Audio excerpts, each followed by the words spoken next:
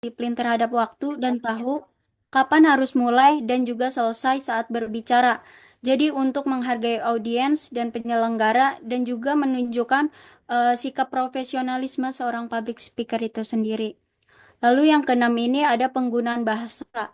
Jadi seorang pembicara yang etis akan melakukan persiapan yang matang sebelum berbicara di depan publik. Jadi tanpa persiapan itu mungkin ada risiko menyampaikan informasi keliru atau membingungkan yang dapat menyesatkan audiens. Boleh di next?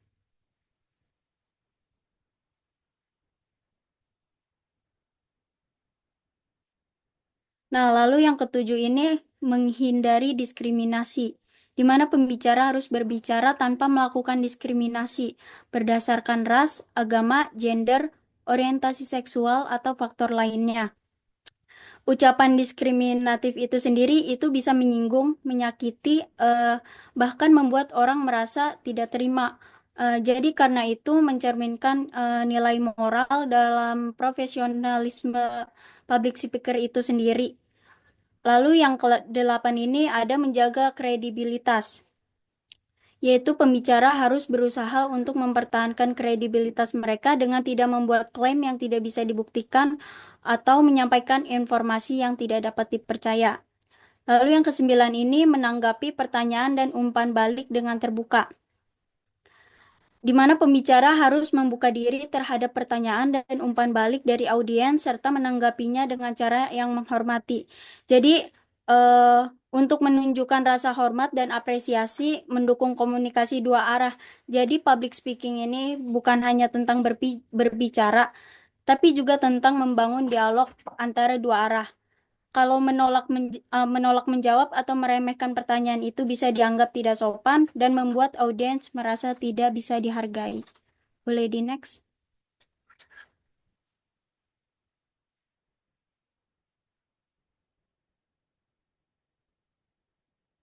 Boleh di next?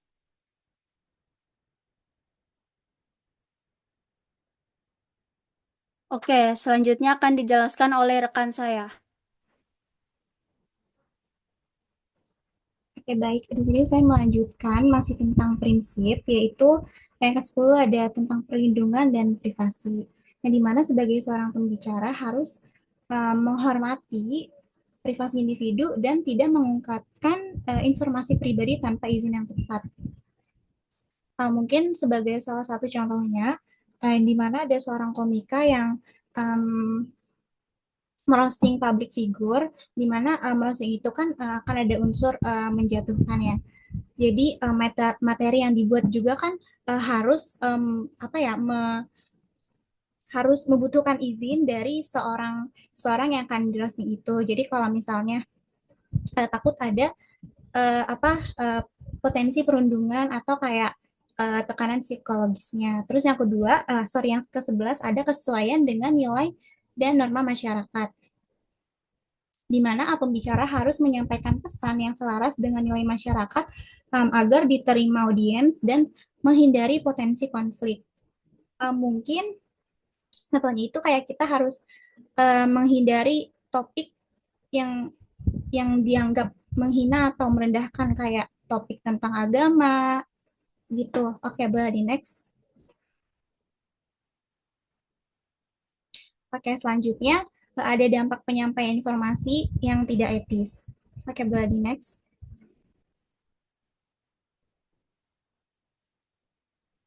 Nah, di sini yang pertama ada kehilangannya kredibilitas. Pembicara yang menyampaikan informasi tanpa kredit atau verifikasi dapat melanggar etika, merusak kredibilitas, dan mengurangi integritas di mata audiens.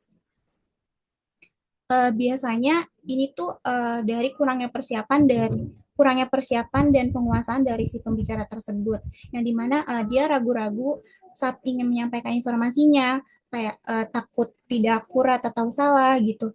Terus juga penyampaiannya yang buruk, seperti terlalu cepat, terus artikulasinya juga yang tidak jelas, maka akan sulit dipahami oleh audiens.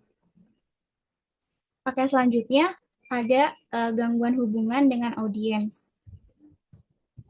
etika komunikasi yang buruk dapat menimbulkan kesalahpahaman, perselisihan, dan juga merusak hubungan pembicara dengan audiens. Nah, biasanya penyebab umum dari gangguan hubungan ini tuh seperti topik yang dibawakannya itu tidak menarik atau tidak minatnya dari si audiens itu. Terus juga uh, format penyampaiannya yang tidak efektif seperti presentasinya yang dibawakan itu terlalu panjang. Nah, sehingga mengakibatkan uh, apa bosan gitu terhadap audiensnya. Terus juga kurangnya variasi dalam format konten seperti kebanyakan kebanyakan cuma kayak teorinya aja, kata-katanya aja, tidak ada kayak gambar atau contoh videonya yang membuat menarik audiens gitu. Oke, boleh di next.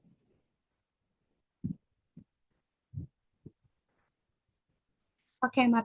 Yang selanjutnya akan dijelaskan oleh rekan saya yang lainnya. Baik, untuk yang selanjutnya itu adalah yang pertama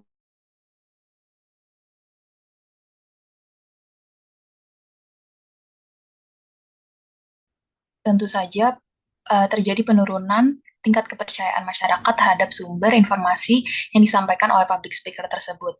Masyarakat akan cenderung menjadi skeptis terhadap berita dan informasi yang disampaikan di masa yang akan mendatang. Jadi ketika seorang public speaker menyampaikan informasi lalu dia melanggar peraturan atau etika, itu tentu saja publik atau masyarakat itu merasa bahwa informasi-informasi yang akan dia sampaikan selanjutnya memiliki kemungkinan yang besar bahwa informasi itu tidak kredibel atau tidak benar gitu. Selanjutnya ada kerusakan reputasi, yaitu di mana reputasi yang tercemar dapat berdampak jangka panjang terhadap hubungan bisnis dan sosial yang dimiliki. Hilangnya peluang bisnis dan kerugian finansial.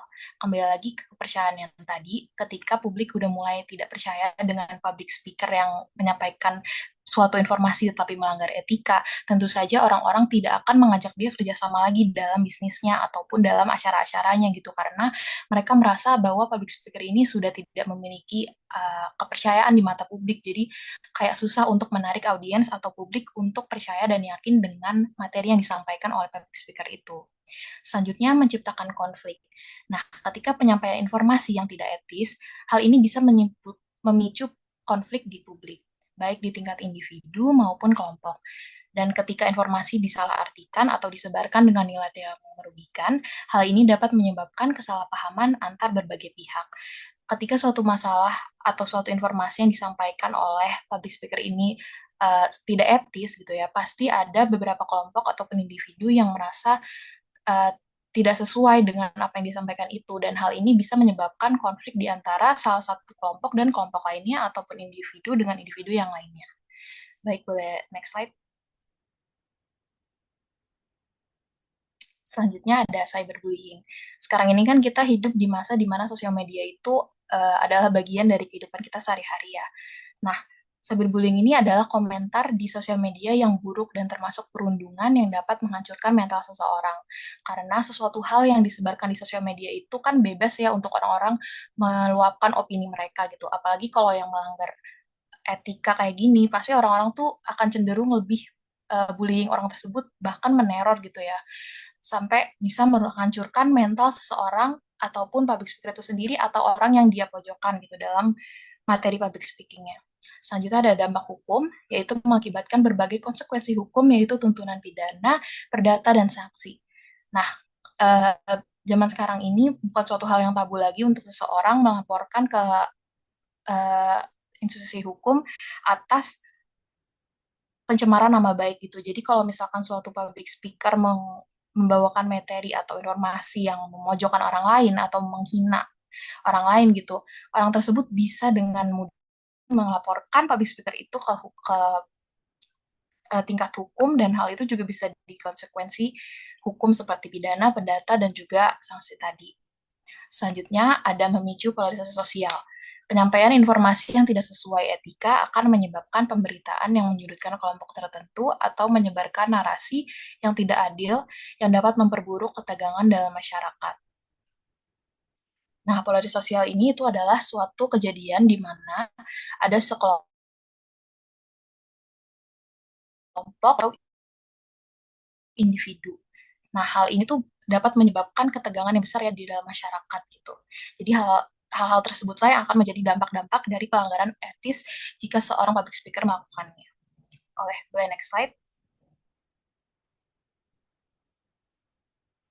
Yang selanjutnya akan dijelaskan oleh rekan saya yang lain. Baik, izin melanjutkan. Boleh di next slide. Nah, selanjutnya ada studi kasus. Di sini kelompok kami mengambil kasus pelanggaran etika public speaking yang dilakukan oleh Andre Taulani. Nah, kejadian ini menghebohkan publik dengan kasus dugaan penistaan agama yang dilakukan oleh seorang pelawak bernama Andre Taulani.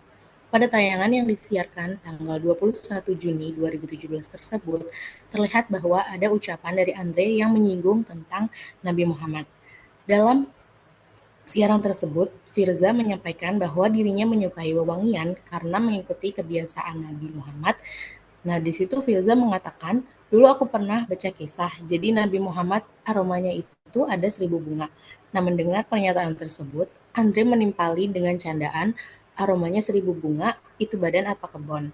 Nah, candaan tersebut menuai kontroversi dan juga dinilai tidak pantas karena menyangkut sosok Nabi Muhammad yang sangat dihormati oleh umat Islam.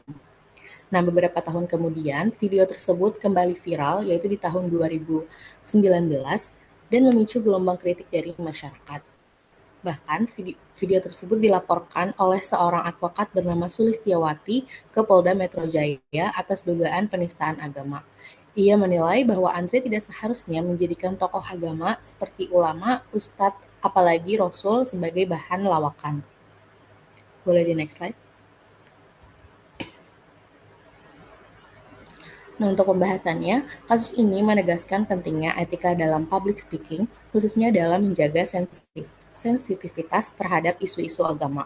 Seorang pembicara harus menyadari bahwa candaan yang menyinggung nilai religius pasti akan berdampak negatif terhadap citra dan juga reputasinya. Nah, dalam hal ini, candaan Andre dianggap melanggar prinsip etika dalam public speaking, antara lain, yang pertama, prinsip penghargaan terhadap audiens. Karena candaan Andre menunjukkan kurangnya penghargaan terhadap audiens yang mayoritas beragama Islam. Nah, dalam public speaking, seorang pembicara wajib memahami latar belakang audiens dan menyesuaikan isi pesan agar tidak menyinggung nilai atau kepercayaan yang mereka anut. Dalam menghargai audiens juga pembicara bisa menjaga hubungan yang baik dan menciptakan komunikasi yang sehat. Kemudian prinsip yang kedua, prinsip penggunaan bahasa yang tepat. Nah, dalam kasus ini, candaan Andre menggunakan bahasa yang tidak tepat karena menyinggung sosok yang sangat dihormati oleh umat Islam. Seharusnya, seorang pembicara mampu menyesuaikan gaya bahasa, termasuk dalam humor, agar tetap dalam batas norma sosial dan etika. Dan pelanggaran prinsip yang ketiga yaitu prinsip kesesuaian dengan nilai dan norma masyarakat. Karena candaan yang menyinggung agama sudah sangat jelas melanggar norma masyarakat Indonesia, di mana isu agama sangat sensitif dan juga harus dijaga kehormatannya di ruang publik. Pelanggaran terhadap nilai tersebut berpotensi menimbulkan keresahan sosial. Nah, sebagai seorang public figure juga seharusnya mampu menyesuaikan antara humor yang konstruktif dan juga humor yang berpotensi menyakiti, bahkan menyinggung kepercayaan masyarakat. Boleh di next slide. Untuk selanjutnya akan dijelaskan oleh rekan saya. Oke, baik. Jadi berdasarkan materi-materi yang telah disampaikan oleh kelompok 4 tadi, dapat disimpulkan bahwa etika dalam public speaking adalah kunci untuk memastikan bahwa komunikasi yang dilakukan oleh seorang speaker adalah efektif, menghormati, dan juga profesional. Nah, adapun prinsip etika dalam public speaking yaitu kejujuran, penghargaan terhadap audiens, persiapan yang matang, penghargaan tepat waktu, penggunaan bahasa yang tepat, penggunaan sumber daya dengan etis, menghindari diskriminasi, menjaga kredibilitas, menanggapi pertanyaan dan umpan balik secara terbuka, perlindungan privasi, dan kesesuaian dengan nilai dan norma yang ada di masyarakat. Nah, di samping itu, speaker harus memperhatikan etika dalam melakukan public speaking, karena dampak dari penyampaian informasi yang tidak etis dapat menyebabkan kehilangan kredibilitas, gangguan hubungan dengan audiens, menurunkan kepercayaan publik, kerusakan reputasi, menciptakan konflik, cyberbullying, dampak hukum, dan juga bisa memicu polarisasi sosial. Boleh di next slide?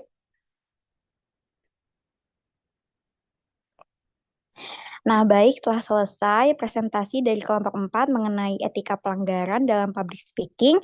Apabila ada yang ingin bertanya, boleh mengangkat tangan dengan menyalakan fitur raise hand.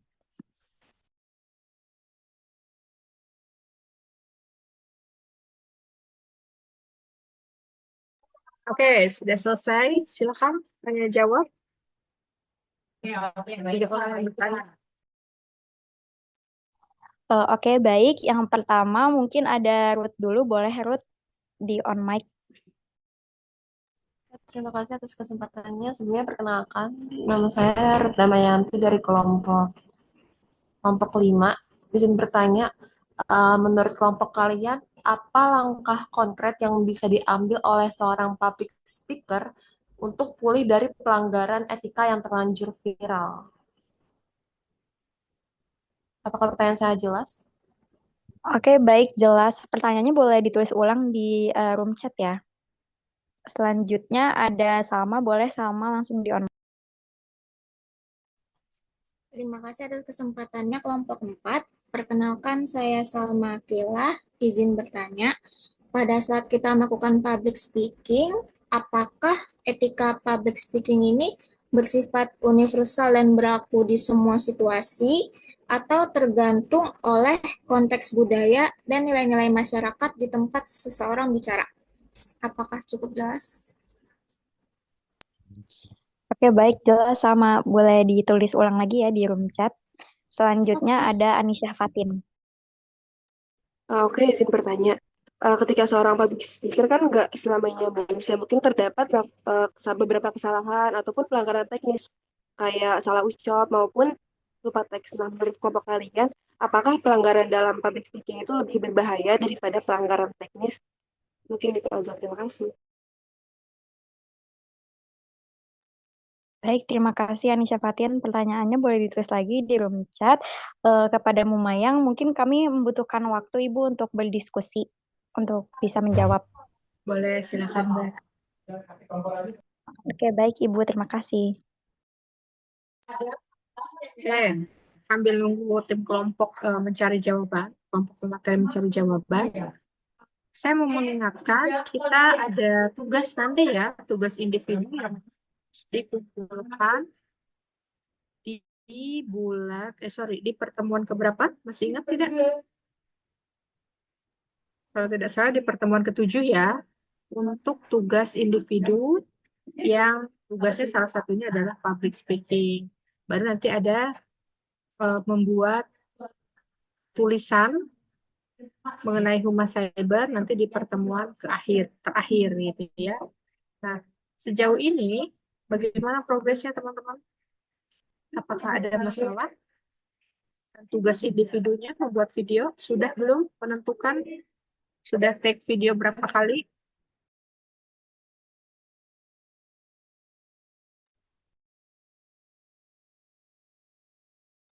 Iya, benar. Salma,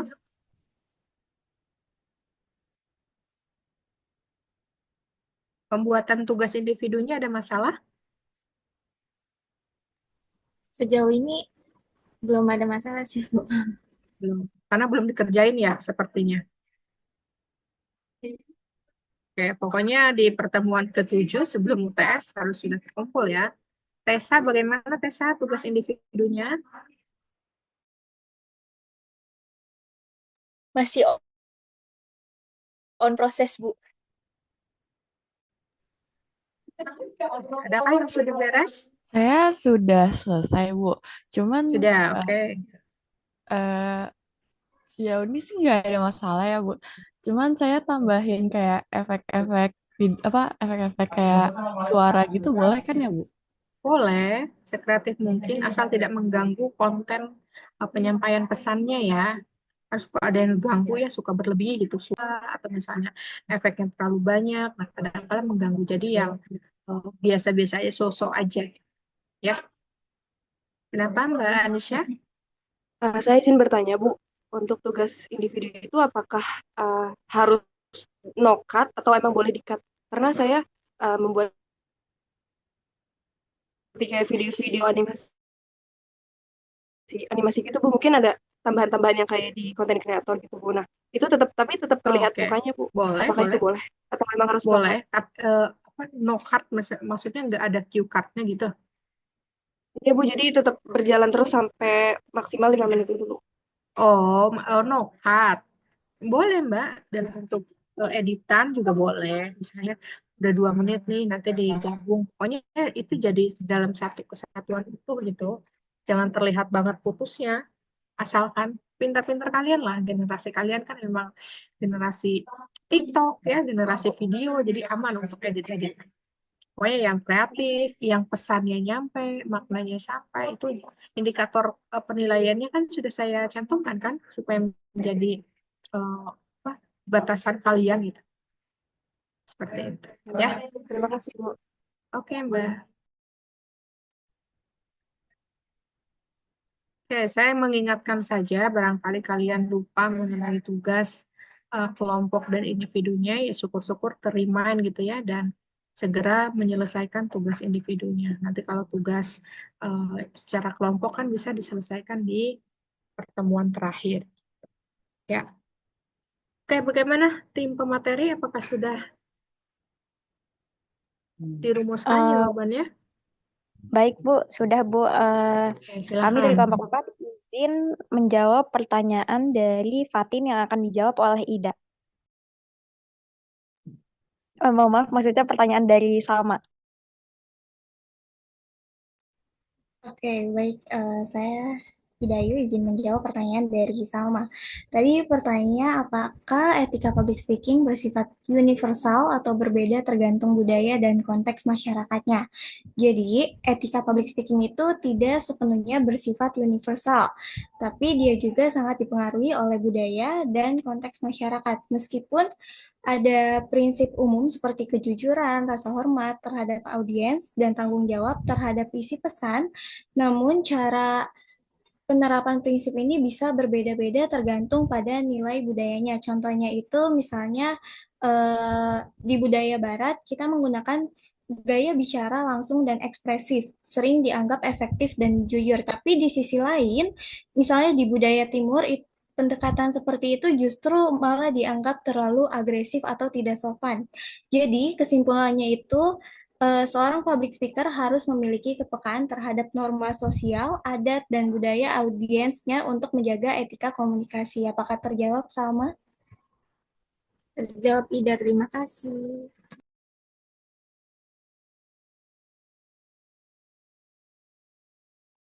Oke, selanjutnya saya akan menjawab pertanyaan dari Anisha Fatin. Ketika seorang public speaker melakukan kesalahan atau pelanggaran teknis dalam berbicara seperti salah ucap atau lupa teks, jika itu terjadi, apakah pelanggaran etika lebih berbahaya dari pelanggaran teknis? Menurut saya dan kelompok saya, pelanggaran etika ini lebih bahaya daripada pelanggaran teknis. Kenapa? Teknis ini sendiri pelanggarannya biasanya meliputi salah ucap, lupa teks, dan gugup. Jadi ini tuh hal yang manusiawi dan wajar, seringkali juga bisa ditoleran sama audiensnya. Contohnya itu salah ucap nama, jeda terlalu lama, atau juga bisa tersendat karena gugup. Biasanya itu bisa diatasi dengan improvisasi atau humor ringan dan juga klarifikasi. Mungkin dampaknya itu sendiri sedikit kredibilitas atau kelancaran pada presentasi, tapi nggak bakal menimbulkan kerugian yang cukup besar. Kalau etika ini berbeda dengan pelanggaran teknis. Biasanya itu meliputi penyebaran hoax, menyindir sara, plagiat, dan juga merendahkan kepada audiensnya. Jadi ini tuh lebih fatal karena menyangkut nilai moral, integritas, dan profesionalisme seorang public speaker itu sendiri. Contohnya, menggunakan atau mengambil materi tanpa izin atau plagiarisme, menyampaikan data palsu, atau menyisipkan komentar-komentar yang bersifat diskriminatif. Jadi etika ini dampaknya itu bisa merusak reputasi jangka panjang dan juga kehilangan kepercayaan, bahkan bisa berujung pada sanksi hukum atau juga sosial. Apakah sudah terjawab Fatin? Sudah terjawab, terima kasih. Baik, terima kasih. Oke, baik. Yang selanjutnya saya akan menjawab pertanyaan dari Ruth, yaitu langkah konkret yang dilakukan oleh public speaker yang melakukan pelanggaran etika. Nah, yang pertama itu tentunya kita harus melakukan permohonan maaf yang tulus. Nah, di dalam permohonan maaf ini kita harus mengakui kesalahan secara terbuka dan juga meminta maaf kepada audiens serta pihak-pihak yang terdampak. Nah, kita juga dapat menyampaikan penyesalan yang mendalam dan juga menunjukkan empati terhadap perasaan audiens. Nah, selanjutnya kita bisa memberikan klarifikasi mengenai konteks dan juga alasan di balik pelanggaran yang terjadi. Nah, jika memang terjadi kesalahpahaman, klarifikasi itu juga bisa kita buat, namun sebaiknya tidak melakukan pembelaan diri yang berlebihan. Lalu di klarifikasi kita juga dapat menyampaikan informasi yang akurat untuk menghindari kesalahpahaman yang berlanjut. Nah, selanjutnya kita bisa mulai nih menyusun rencana tindakan untuk memperbaiki kesalahan dan juga mencegah terulangnya pelanggaran yang serupa atau yang sama. Caranya itu bisa dengan mengimplementasikan prinsip-prinsip etika dalam public speaking yang tadi sudah disampaikan oleh kelompok 4 untuk dapat menunjukkan komitmen terhadap etika. Lalu yang terakhir tentunya kita bisa melakukan evaluasi pribadi untuk memahami dampak dari tindakan-tindakan dari public speaking yang kita lakukan.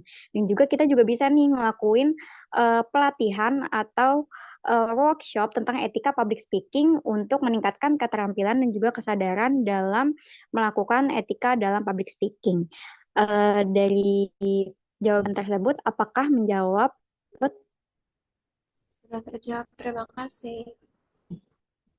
Baik, terima kasih. Mungkin dari Bu Mayang sendiri ada tambahan, Bu, untuk dari jawaban-jawaban yang sudah kita jawab. Oke, ketiganya sudah ya, selesai dijawab ya. Sudah, Iya, Ibu. kelompok Sudah. pemateri? Sudah. Baik, baik. Sebelumnya saya ucapkan terima kasih kepada kelompok pemateri karena sudah membawakan salah satu materi masih mengenai public speaking yang mana lebih memfokuskan kepada etikanya, gitu ya.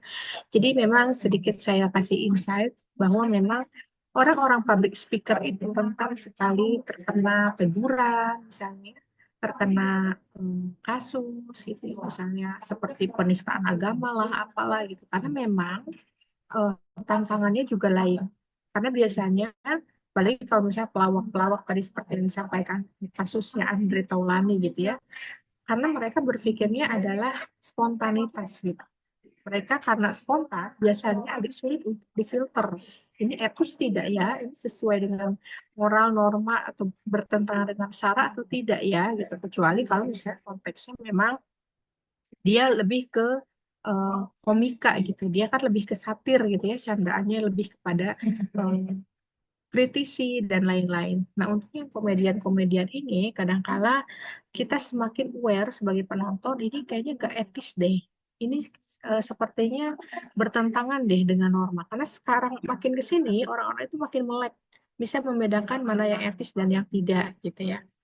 Biasanya untuk yang seorang yang komika, terus komedian, seperti itu, yang penting mereka bagaimana orang lain bisa tertawa, bagaimana mereka mengedepankan, yang penting orang terhibur gitu. Padahal bisa menyampaikan dari etika-etika yang memang harus dipandu. Nah, tapi bagaimanapun seorang public speaker yang bagus harusnya bisa lebih aware lagi terhadap penyampaian kata-kata, pemilihan kata-kata, menganalogika, berikan contoh ini bertentangan tidak dengan ya, karena bagaimanapun yang namanya komunikasi kita tidak bisa mengukur dampak yang diterimanya, ya kan?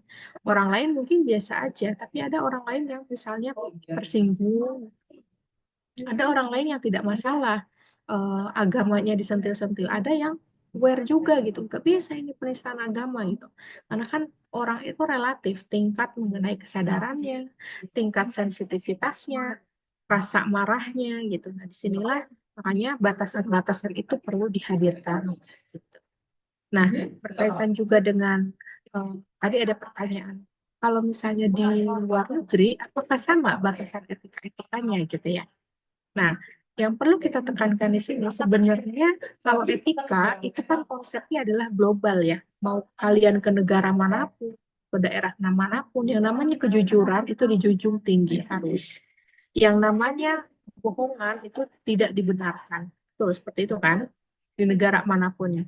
Nah, sebetulnya yang lebih berbahaya itu adalah ketika eh, public speaking-nya itu bertentangan dengan etiket. Jadi kalau misalnya etiket, dia berlakunya hanya di satu tempat. Misalnya di Indonesia, mohon maaf dengan logo-logo seperti ini bukan logo ya, ini bahasa nonverbal nih. Yang seperti ini itu tidak dibolehkan kan?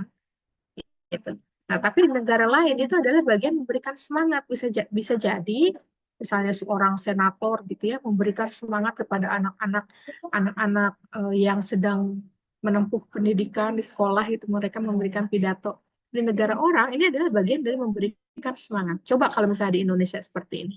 Kalian ngomong di depan anak-anak SMP, semangat ya adik-adik gitu dengan kode yang seperti ini. Nah, itu yang disebut dengan etiket. Karena kalau misalnya etiket, belum tentu di daerah yang satu dengan yang lain, itu maknanya dimaknai sama. Tapi kalau etika itu berlaku secara global. Mungkin tadi pertanyaannya, etika yang secara global seperti apa? Nih, yang tadi, tidak boleh bersinggungan dengan SARA, gitu ya. Harus menghargai, harus bersikap jujur, tidak boleh berbohong. Nah, itu berkaitan dengan etika. Gitu, ya, saya pikir ini bahasannya masih eh, ringan dan saya yakin teman-teman juga bisa memahami secara konseptual mengenai batasan-batasan atau etika dalam public speaking. Nah, dari itu nanti silakan pengetahuan yang kalian dapat ini dari teori-teori sebelumnya, kalian bisa mengimplementasikannya dalam bentuk video yang nanti akan kalian take gitu. Nanti saya akan lihat satu-satu bagaimana penyampaiannya, apakah sesuai dengan indikator penilaian, apakah ada hal-hal yang bertentangan dengan SARA, norma atau moral yang bertentangan gitu. Nanti itu juga jadi menjadi salah satu penilaian saya. Ya. Oke, sampai sini ada yang mau tanyakan? Mungkin itu ya, tambahan atau insight dari saya sedikit mengulas mengenai etika dan etiket dalam public speaking. Ada yang mau tanyakan seputar tugasnya juga boleh, silakan.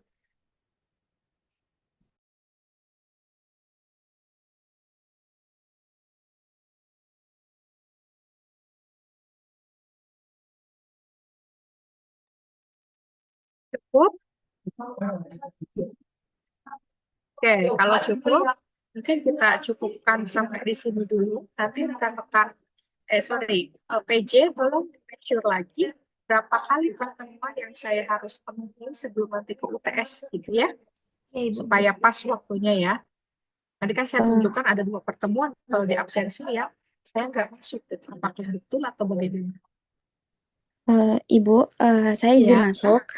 Jadi Mhm. untuk pertemuan minggu kemarin kan tidak ada. Jadi kita punya hutang 1 kali pertemuan untuk pertemuan selanjutnya gitu, Bu. Jadi mungkin minggu depan ada 2 kelompok yang presentasi gitu, Ibu. Oh, jadi double meeting ya minggu depan ya. Iya, betul. Oke, boleh double meeting minggu depan. Berarti itu udah 6 kali pertemuan. Atau sorry, 7 ya. Berarti 29 April itu sudah mulai UTS kan, Mbak? Sebentar, Ibu, saya cek dulu. Ya, nanti UTS-nya kita upayakan offline di tempat ya.